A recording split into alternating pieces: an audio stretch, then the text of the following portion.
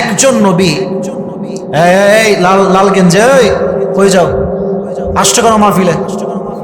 মায়েরা হাড্ডি গুড়ি সব ভেঙে দিবে একেবারে। মজা করলাম, ভালোবাসার সাথে মজা করেছি না।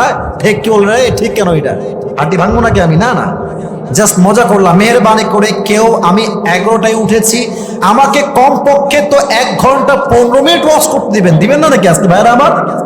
দিবেন তো ইনশাআল্লাহ? ইনশাআল্লাহ। একজন উঠবা না, খবরদার। এই লাস্ট কাউন্টার দিলাম। একজন নবী যাকে মাছ গিলে ফেলেছিল সমুদ্রের ভেতর থেকে, নবীর নাম কি বলেন তো সবাই?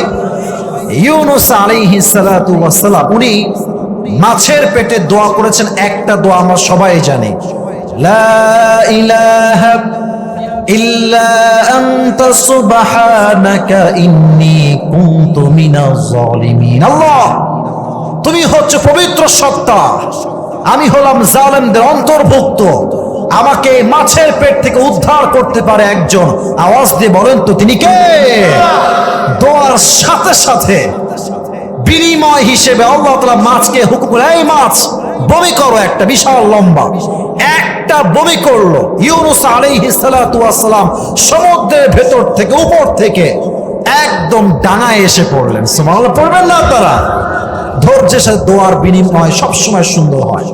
এবার আসছি আমি সাহাবা ইকরামদের জীবনীতে, মহিয়সী নারীর জীবনীতে। আচ্ছা বলেন তো, আমার প্রিয় নবীজির একজন বউ যিনি কুমারী ছিলেন, বুঝে বলবেন, যার আগে কখনো বিয়ে হয় নাই, সে সিঙ্গেল, সে ইজ নট ডিভোর্সড, একদম ভার্জিন কুমারী নারী, নাম কি বলেন সবাই? আয়েশা রাদিয়াল্লাহু তাআলা আনহা। এই হাদিসটা এক অসাধারণ ঘটনার সাক্ষী আমাদের জন্য। যুবক ভাইরা, তোমাদের কথা আমি বলবো, আমার মাথায় সেটা আছে। আমাকে আগে হাদিসগুলো স্পেসিফিকলি ইন্ডিভিজুয়ালি মেনশন করার সুযোগ দাও, মনোযোগ বাড়াও। আসলে দেখেন, নবীজির বউ ছিল কয়টা? 11টা। বলেন সবাই, সাতক্ষীরা ভাইরা, কয়টা কয়টা কয়টা?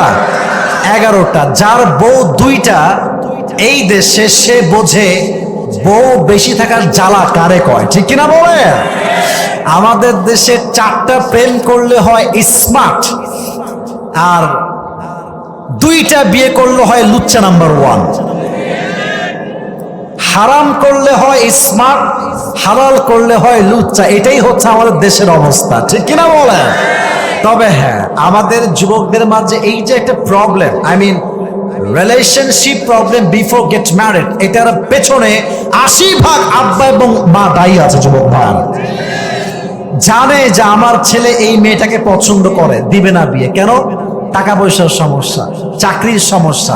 আর বিশেষ করে মেয়ের বাবা যারা আছে, কি বলবো দুঃখের কথা ভাই, একজন ছেলের কাছে তাকওয়া আছে, ইখলাস আছে, চরিত্র আছে, বিয়ে দিবে না।